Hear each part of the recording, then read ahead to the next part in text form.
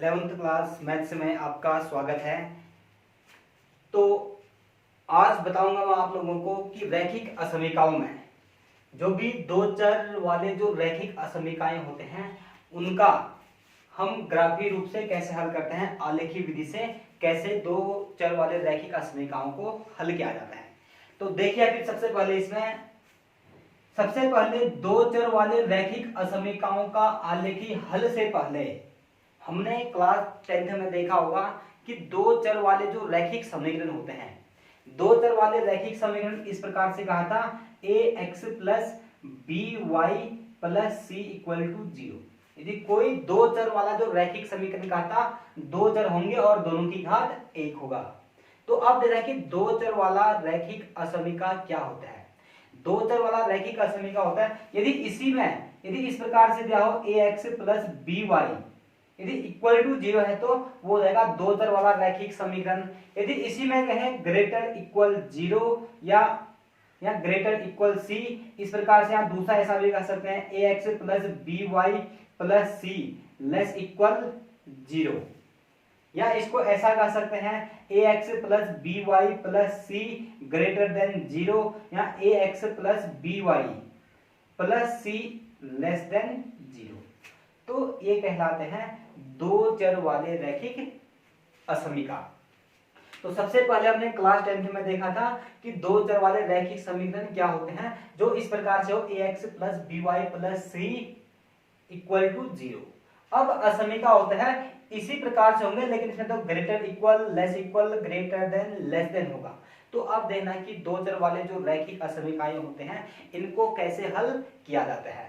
तो इससे पहले मैं एक बार आप लोगों को बताऊं कि क्लास 10th में हम लोग इस प्रकार के जो दो चर वाले रैखिक असमीकाएं होते थे इनको किस प्रकार से सॉल्व किया जाता है। तो इन प्रकार की जो रैखिक असमीकाएं हैं, सबसे पहले कोई एक कार्तीय तल आ गया x x dash y y dash, इसमें हम इस रेखा में स्थित कोई दो बिंदु ज्ञात करते हैं x y, इस प्रकार से कोई दो बिंदु ज्ञात किया। जैसे कोई दो बिंदु आ गए तो इसका कोई एक समीकरण इस प्रकार से आ जाता है। तो जैसे कोई भी समीकरण आ गया है तो इस समीकरण के आने के बाद जो यह रेखा है, यह रेखा किसी समतल को, जो भी समतल होगा इन समतल को दो भागों में विभाजित करता है। एक आ जाएगा इससे नीचे की ओर, दूसरा इससे ऊपर की ओर, दो भागों में क्या किया, विभाजित किया। तो जो इसके नीचे का भाग या ऊपर का भाग होगा इसको हम दर्शा देते हैं इस प्रकार से ax plus b y plus c greater than 0 और ax plus b y plus c less equal 0।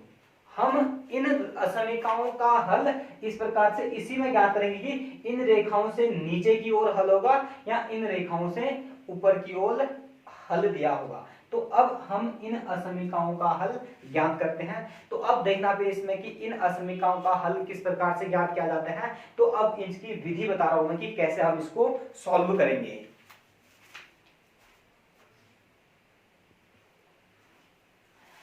तो देखना फिर अब दो चर वाले रैखिक असमीकाओं का आलेखी हल ज्ञात करने की विधि। तो सबसे पहला स्टेप होगा, इसमें पहला स्टेप हमारे पास कोई एक असमीका दिया होगा इसमें से, इस प्रकार से ax plus b y plus c, तो greater equal 0 less equal 0 greater than 0 less than 0, इस प्रकार से कोई एक असमीका दिया होगा। नंबर दूसरा, जैसे असमीका दिया हो तो उसके बाद हम सबसे पहले लिखेंगे हम इन असमीकाओं के संगत समीकरण को। तो सबसे पहले कहेंगे इसमें असमीकाओं के संगत समीकरण, असमीकाओं के संगत समीकरण। जब असमीकाओं के संगत समीकरण लिखेंगे तो ये इस प्रकार से आ जाएगा ax plus b y plus c equal to 0। इसको हम समीकरण के रूप में लिख लेंगे, इस प्रकार से एक समीकरण के रूप में आ जाएगा। जैसे ही समीकरण के रूप में हमारे पास असमीकाएं आ जाएंगे तो इन समीकरण का ग्राफ बनाना हमें आता है। तो सबसे पहले इसका आलेख खींच लेंगे हम, यहां से याद आएगा x x dash y y dash. इसमें कोई दो बिंदु हमने ज्ञात कर दिया होगा x y, इस प्रकार से कोई दो बिंदु ज्ञात कर लेंगे। जैसे दो बिंदु आ गया होगा तो हम इसका आलेख खींच लेंगे यहां से। जो भी असमीकाएं दी होंगे इन असमीकाओं का आलेख हम आसानी से बना लेंगे इसमें। जैसे असमीकाओं का आलेख बनाया तो अब हमें देखना होगा कि इन असमीकाओं का हल इससे ऊपर होगा या इनका हल इससे नीचे की ओर होगा। तो इसके लिए हम जो भी रेखा का जो भी आलेखार्थ है, इस रेखा की या तो ऊपर की ओर का बिंदु या इसके नीचे की ओर का कोई भी बिंदु, चाहे इसके ऊपर का कोई भी बिंदु या इससे नीचे का कोई भी बिंदु ले जाते हैं और उस बिंदु को हम असमीका में रखते हैं। इसमें अक्सर कैलकुलेशन को आसान करने के लिए हम मूल बिंदु ले जाएंगे इसमें से। तो अक्सर यदि इसमें से मैंने कहा यदि इस जो मूल बिंदु है, मूल बिंदु को मैं अभी इस असमीका में रख रहा हूं इसमें से, तो यदि मूल बिंदु को असमीका में रखेंगे नई लाइन में, इसका तीसरा स्टेप होगा मूल बिंदु। इसका जो तीसरा स्टेप होगा, तीसरा स्टेप कहा मैंने मूल बिंदु 0,0 को असमीका ए में रखने पर, असमीका ए में रखने पर, अब जब मूल बिंदु को असमीका ए में रखेंगे तो अब देखेंगे कि यह बिंदु इस असमीका को संतुष्ट कर रहा है या नहीं कर रहा है। तो उसके बाद हमने जैसे इसमें रखेंगे तो इसमें रखने के बाद हम चेक करेंगे कि मूल बिंदु इस असमीका को संतुष्ट करता है या नहीं करता है। यदि मूल बिंदु ने असमीका को संतुष्ट किया तो असमीका का हल इसी ओर हो जाएगा, यहां से इस प्रकार से इसके हल इसी ओर आ जाएंगे। यदि असमीका यदि मूल बिंदु को संतुष्ट नहीं करेगा तो उस समय जो असमीकाएं होंगे इनके ठीक दूसरी ओर हो जाएगा। तो इस प्रकार से हम ज्ञात करते हैं इन असमीकाओं का हल। तो अब इसी प्रकार से जैसे हम हल ज्ञात करते हैं तो इनसे संबंधित अब मैं एक प्रश्न को बना रहा हूं। तो अब देखना इससे संबंधित कोई एक प्रश्न।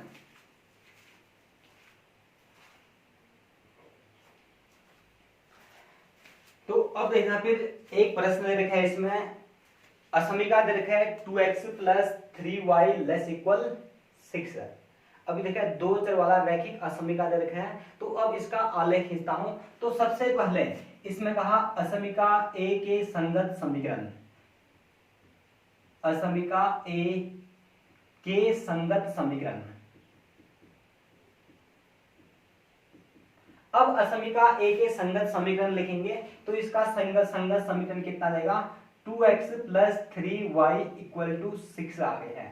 या गया असमीका ए के संगत समीकरण आ गया है।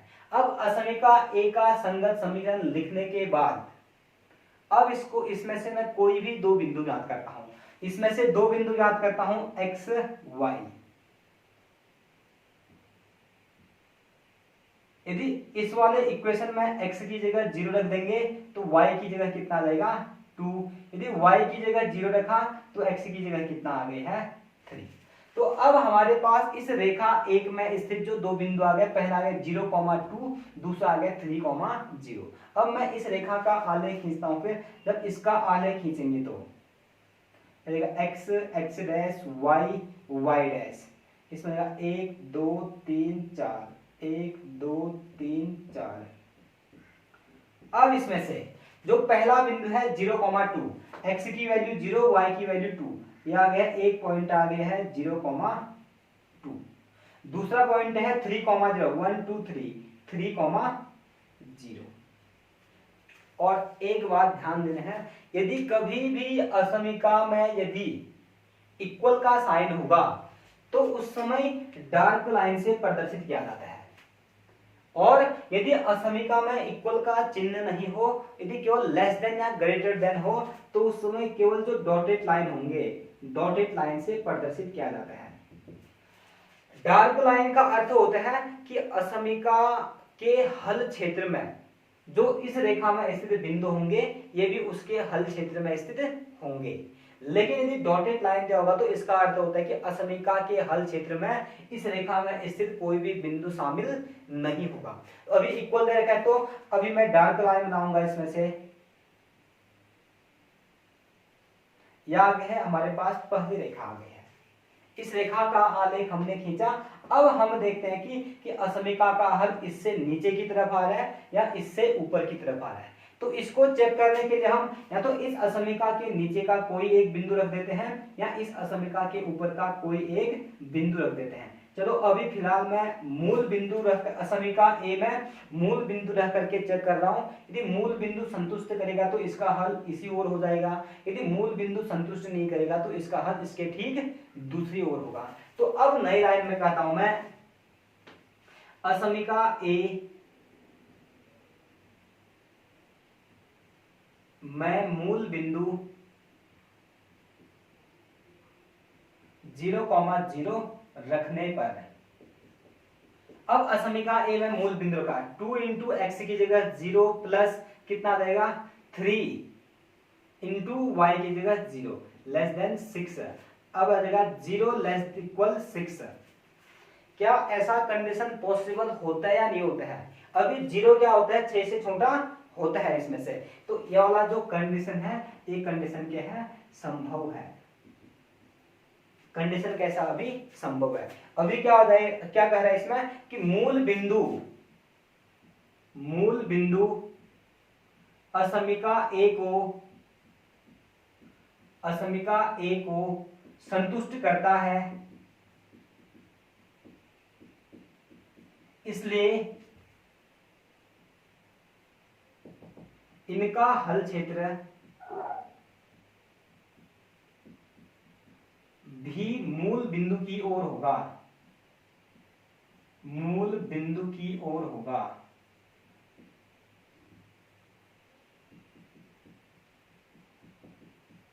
अभी मूल बिंदु ने असमीका को संतुष्ट किया तो इसका हल क्षेत्र भी कहां होगा मूल बिंदु की ओर। तो अब इसका हल क्षेत्र को हम दर्शा देंगे इस प्रकार से, यहां से हम डार्क कर देंगे तो इसका जो हल क्षेत्र होगा इनका हल क्षेत्र भी आ जाएगा इस प्रकार से मूल बिंदु की ओर आ जाएगा।